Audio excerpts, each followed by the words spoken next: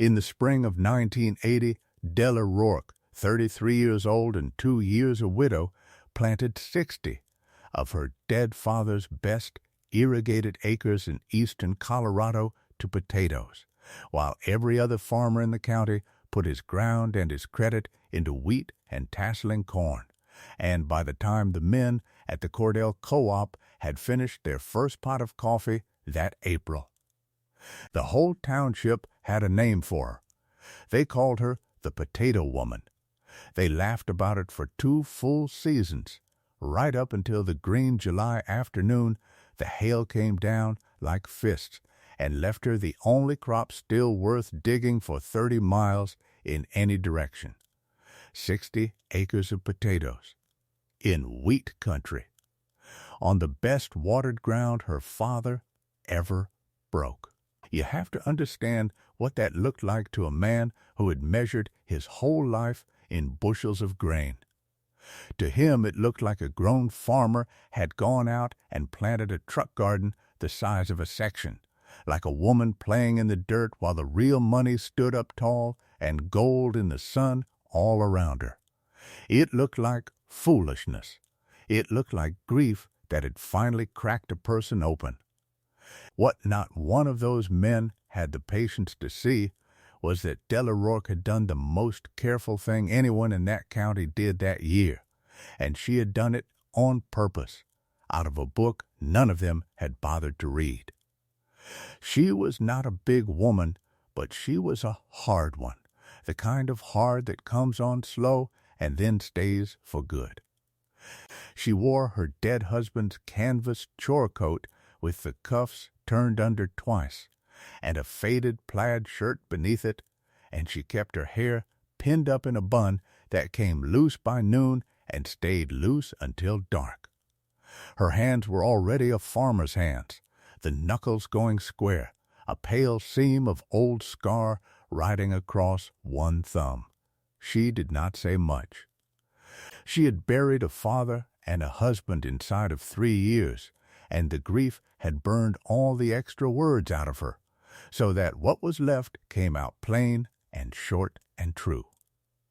By the second week of May, she was out on the 60 with a hired boy named Cole and a tired 2-row planter, cutting the seed potatoes into blocky pieces, each piece carrying 2 or 3 eyes, dropping them deep and hilling the loose dirt up over them in long straight ridges that ran east and west across the flat.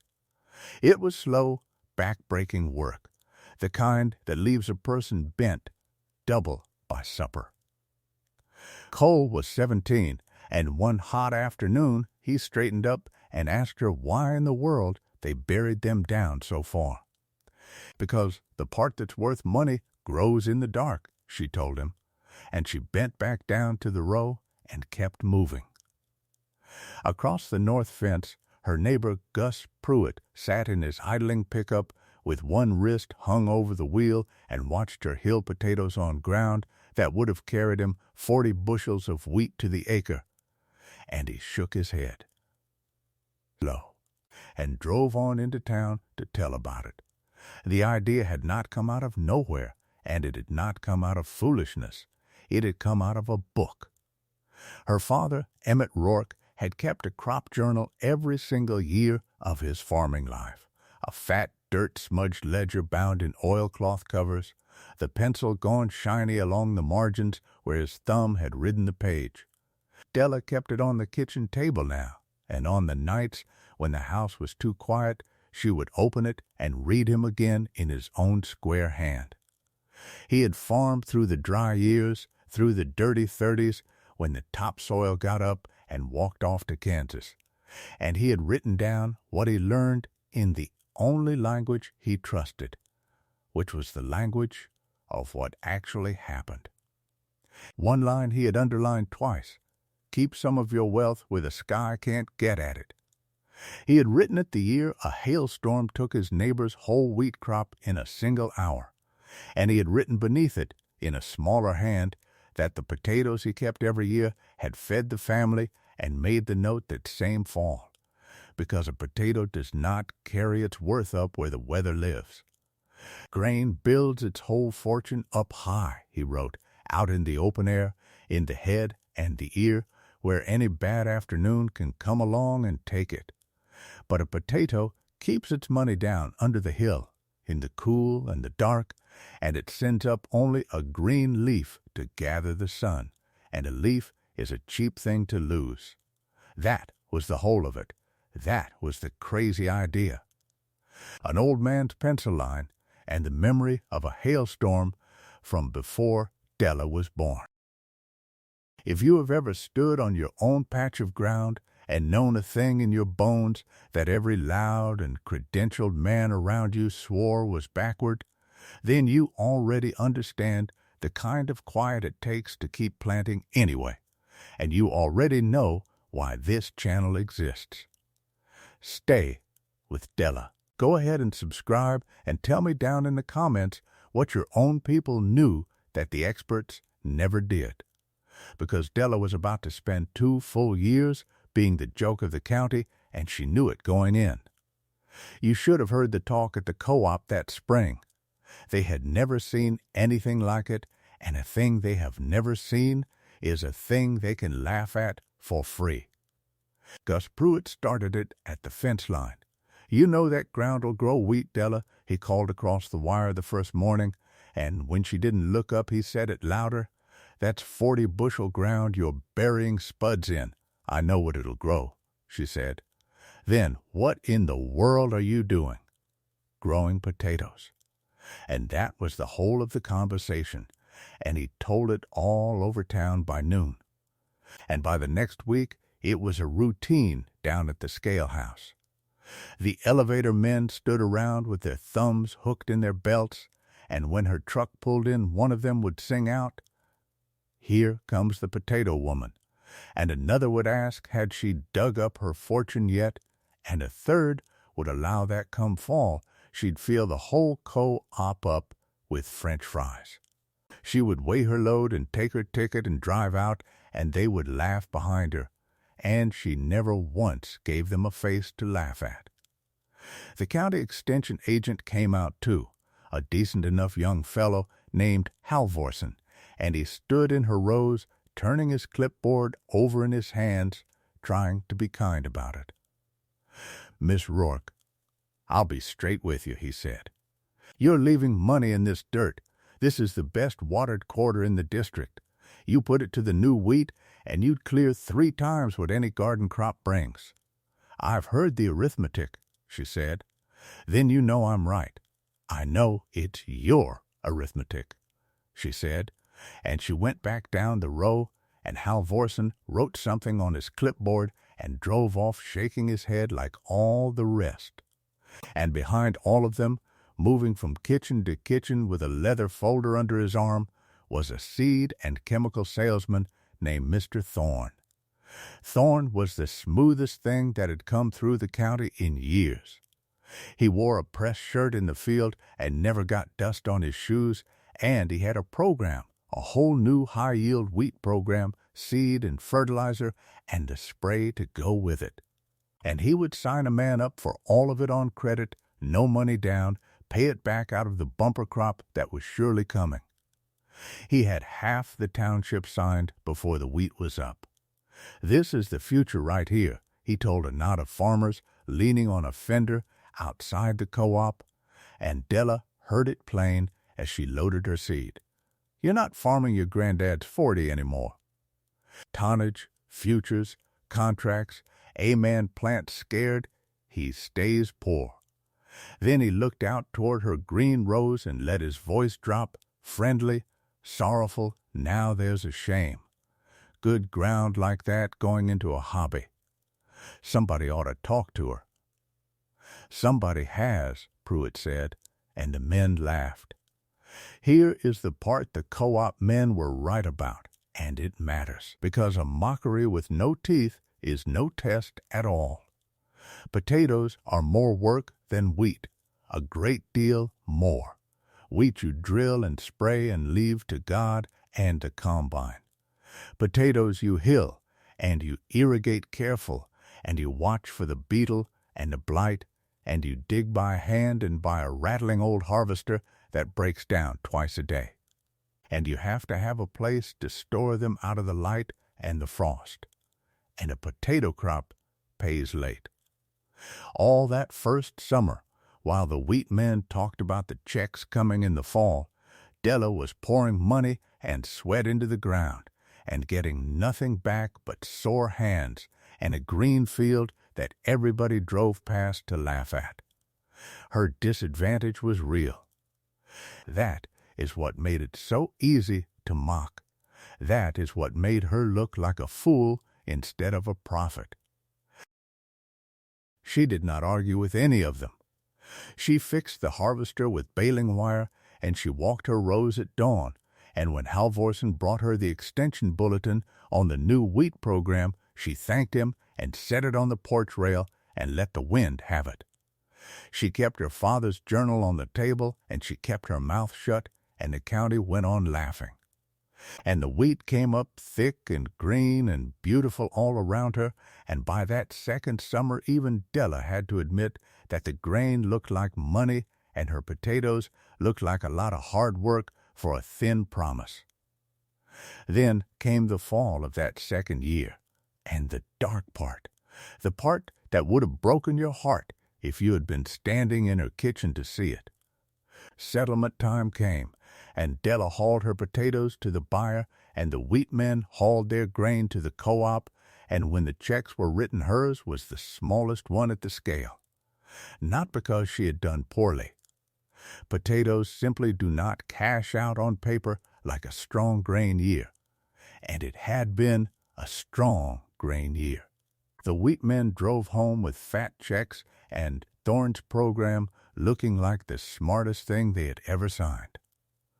Della drove home with enough to make the note and not much over, and she sat at the kitchen table a long time in the dark before she lit the lamp. 2 days later, her banker, a careful man named Mr. Ainsley, asked her to come by, and he slid her account across the desk and tapped it once with his finger. "You made the note, Della. I'll not pretend you didn't." He let that sit. "But this ground could carry a lot more paper than it does. If there was a real cash grain out there next year, something the market understands, something a man can borrow against, this note would rest a good deal easier. For both of us." He never once said potato woman. He was far too polite for that. She heard it under every word all the same. And that same week, Thorne himself came to her door, hat in his hand, all sympathy. "I hate to see a neighbor left behind," he said, standing on her porch. "So here's what I'll do for you. No money down. I'll tear up your position and write you into the wheat program myself. Seed and spray and fertilizer get you on the sure thing before the spring rush." One neighbor helping another. He laid the contract on her kitchen table and set his good silver pen down on top of it. "Sleep on it. You'll see it's the only sensible thing left to do." She did sleep on it. She sat up most of the night with the contract on one side of the lamp and her father's oilcloth journal on the other. She read the numbers Thorne had written, and they were good numbers, honest numbers even. The sure, smooth money of a crop the whole world knew how to buy. Then she opened the journal to the line he had underlined twice, and she read it once more in the low light. "Keep some of your wealth where the sky can't get at it." She read the small hand underneath about the hailstorm before she was born.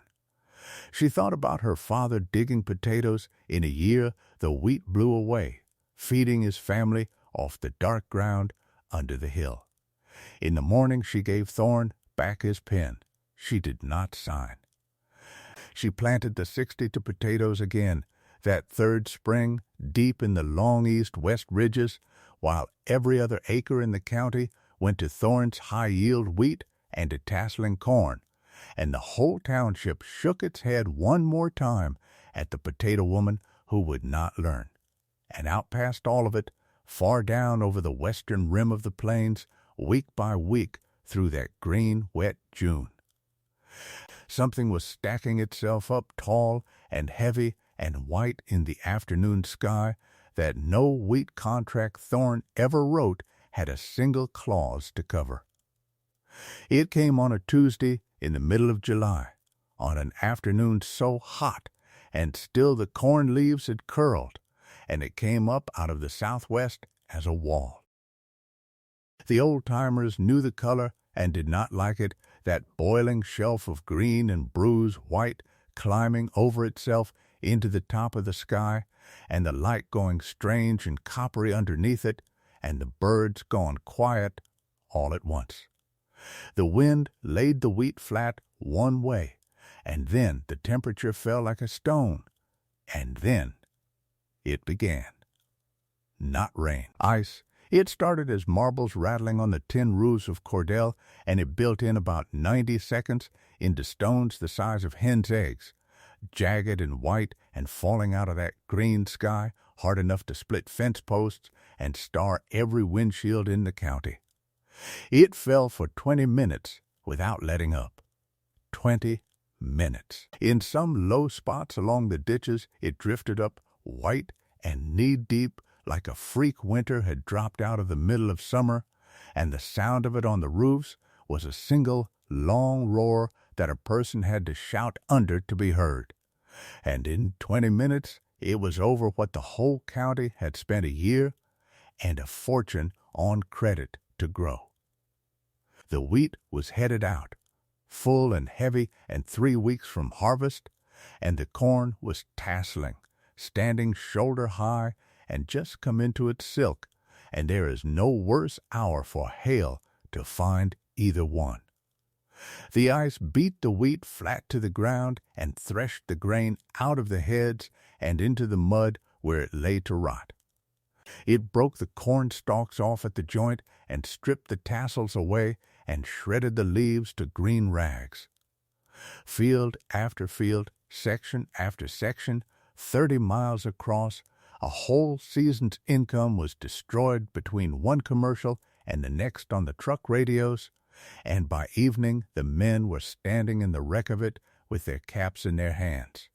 And Thorne's smooth program was a note come due on a crop that no longer existed. And Della's potato field looked ruined too. That is the part nobody tells right. For one long day her 60 acres looked as dead as everything else, the vines stripped down to bare bruised stems, every green leaf beaten off and lying shredded in the ridges. And she walked out into it that evening in the last light, and Cole walked beside her, not knowing what to say, and even she was quiet a long while looking at it. Then the potatoes did the thing her father had written down. They re-leafed. Within a few days the bare stems pushed out new green, because the leaf was never where the crop was. Here is the whole secret those men had laughed at for 2 seasons, the thing withheld in the dark all that time. The wealth of wheat and corn rides up in the head and the ear, out in the open air, where an afternoon of ice can find it and finish it forever at the one stage it can never come back from. But a potato grows its crop down beneath the hilled ridge, sized and swelling in the cool dark where no hailstone on earth can reach it, and the vine on top is only a green solar leaf, a cheap thing, a thing the plant can grow back twice over before frost. The hail had beaten down everything that dared to grow its fortune up in the light. It had never once touched what Della had grown beneath it. That fall she dug a full crop off the only productive ground for miles, and the numbers went up on the board at the co-op scale house, where the laughing had started in the county agent's own hand for every beaten farmer in the township to read on his way past. Rorick, 400 hundredweight off 60 acres. The rest of the county, next to nothing. 400 hundredweight, off the potato woman's ground. In the year the sky came down and took everybody else. They came to her after that the way her father's journal had said they would, one at a time and with their hats in their hands. Gus Pruitt came first, standing at the north fence where he had shaken his head 2 springs running. He turned his hat over and over before he could get the words out. "Della," he said, "I'm sorry for the wheat and for the mouth on me at that fence." He looked out at her long green ridges. "You got any seed to sell?" "I got nothing to put in the ground come spring." She had. She sold to him fair, and she did not say one word about 40 bushel dirt. The loudest of the elevator men, a fellow named Merle, who had done more than his share of the joking around the scale house, drove out one gray morning and stood in her yard turning his cap in his hands. It took him a while, and when it came, it was only 4 words. "You were right, Della." She stood there a moment. "I'm sorry about your wheat, Merle," she said, and she meant it. And she sold him eating potatoes at the going price and not a penny over, because gloating was her father's one forbidden thing, and she was not about to start now. And Mr. Thorne came too, in the end. The smooth man with the clean shoes stood at the door of her potato cellar in the cold, and there was dust on him at last. He had come to buy seed potatoes at premium price to sell to the very farmers he had signed onto the wheat program, so they would have something to plant the next spring while they dug out from under the note he had talked them into. He did not smile this time. He counted out the cash and loaded the sacks himself, and the only thing he said, quiet, not looking at her, was, "You held out. I'll give you that much." She gave him his change and let him go. The extension office wrote her place up that winter. Halvorsen came out with his clipboard, humbler now, and he took down her rows and her depths and her yields, and the bulletin that went out to every farm in the district that year held her up as the county's own lesson in diversifying below the hail line, in keeping part of a farm's worth down where the weather could not get at it. They used her father's idea, and they spelled it out in the plain language of the state, and Della let them. And she asked only that they credit the ledger it came out of. She sold potatoes to every farm that had laughed at her, and she sold them fair. And when the digging was done, she went back through the pile by lantern light and set aside her best, the smooth, heavy ones with the tight eyes, and she carried them down into the cellar and buried them in dry sand for seed, the way her father had, so there would be a crop to plant no matter what the next year did to the ground above. She wrote it all down that night in the oilcloth journal, in her own square hand under his, the yield and the year and the hail, and then she closed the book and set it back on the table where it lived. Grain that lives in the light can be taken from you in a single afternoon. That is what she learned, and what her father had known before her, and what a green July sky taught the rest of that county for free in 20 terrible minutes. Put a share of what you own down where the sky cannot reach it, and no storm that ever blows will get all of you at once. So think about it before you drive on past the next person your whole county has decided is a fool. Would you have carried Thorne's contract back to the kitchen table and signed it for the sure, smooth money that everyone understood? Or would you have done what Della did and planted your worth down in the dark where no bad afternoon could ever take it all?